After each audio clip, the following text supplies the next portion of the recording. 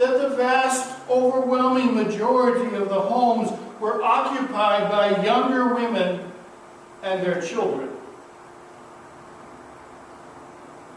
And as our day progressed, we learned in dialogue with these folks that this community and many others just like it were made up of the mistresses of the wealthy businessmen of the nearby city of Cuernavaca.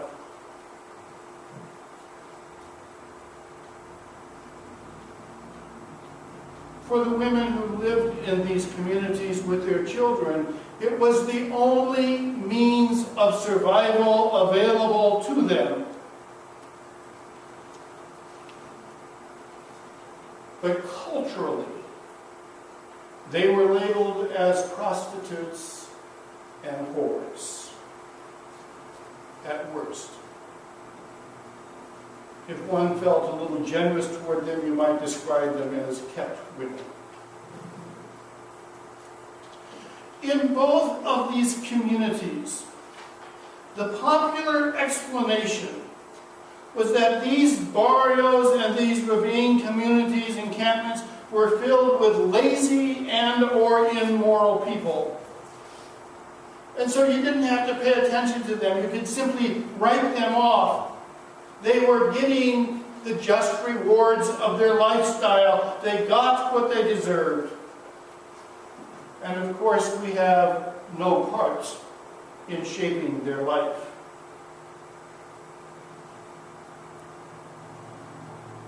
What we fail to see is that in an unjust society, in a society where the rich keep getting richer and the poor keep getting poorer and the middle class keeps getting squeezed into a smaller and smaller percentage of the population, that the game is rigged. And it's rigged in favor of the rich and the powerful. We fail to see that the labels that the rich and the powerful put on these people to dismiss them and to demonize the poor as being lazy or immoral or gang members or shiftless or welfare queens or any other title that you want to look, that they're just labels. But they are labels that are designed to put blinders on the rest of us to what is really going on, so that we fail to notice the great unjust balance between rich and poor. That we fail to notice the true conditions that are the cause of poverty, so that we'll sit immobilized and we will fail to act systemically to change it. And if we do see it, we may feel sorry for them and show a little bit of charity towards them. But when we do give a little charity, then we begin to feel pretty good about ourselves, like Simon must have felt, full of self-importance and congratulatory praise. But even when we show charity and mercy, we ignore the conditions in life that caused the poverty in the first place. We do not deal with the systemic causes. And on the other end of the economic spectrum, we create labels that encircle the rich and justify their wealth. We say that so that they can buy Congress and politicians and make sure that the laws of the system will continue to favor them. They like to define themselves as job creators, but that's an ugly subterfuge that covers over the real nature of their efforts, which is to generate more personal wealth at the expense of the rest of the world. That is the system. And the people in the middle, basically people like you and me, are lulled into an indifference Because the powers that be are sure to distract us with sports and entertainment, with wars, which, by the way, the wealthy create and the poor fight. And the whole economic program is designed to get you to keep on keeping busy, buying and spending, keeping you in debt so that you do not have time or energy to truly look around and begin to assess what is truly going on in the world. That you continue to wear those rose-colored glasses, rose-colored economic glasses, which we are all issued, it seems, at birth. And the sad truth about all of this is that the church is as guilty as the rest of the world in helping to maintain the status quo. Whenever and wherever Christianity becomes concerned primarily with the virtues of individuals, it tacitly legitimates whatever social system is in place. Let me repeat that.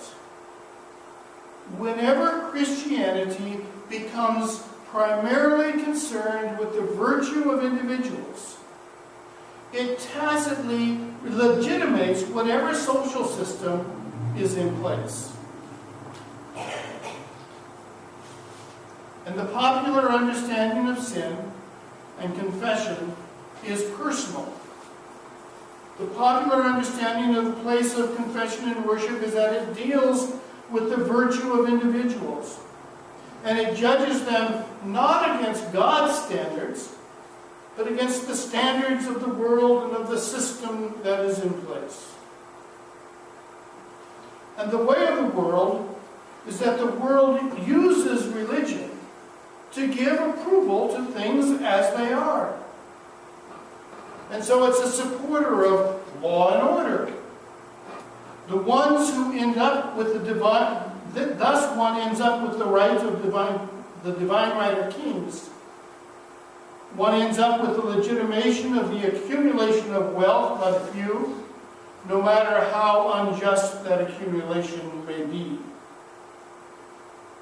And we are told that religion has no place in the world of economics.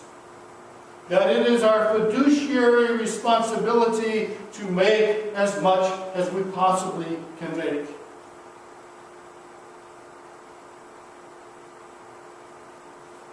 Sadly, there is within the Hebrew and Christian scriptures a very strong voice that gives credence to such a system, that legitimizes the status quo, that supports the divine right of kings, that undergirds powers and principalities. And it somehow manages to become the dominant voice of the face of religion. But there is an equally strong voice in the scriptures that challenges such power. These are the voices of Nathan, who challenges David. These are the prophetic voices of people like Moses and Elijah and Elisha. These are the voices of Jeremiah and Ezekiel and Amos and Micah.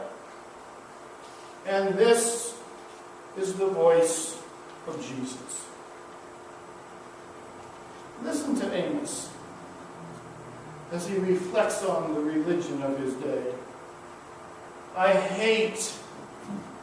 despise your feasts and festivals. I take no delight in your solemn assemblies. Even though you offer me your burnt offerings and grain offerings, I will not accept them. And the offerings of well-being of your fatted animals, I will not look upon. Take away from me the noise of your songs. I will not listen to the melody of your harps. Or listen to Isaiah. Why do we fast, but you do not see? Why humble yourselves, but you do not not notice? Look, you serve your own interest on your fast day, and you oppress all your workers. Is such the fast that I choose, a day to humble yourself? Is it to bow down the head like a bulrush, and to lie in sackcloth and ashes? Will you call this day a day that is acceptable to the Lord?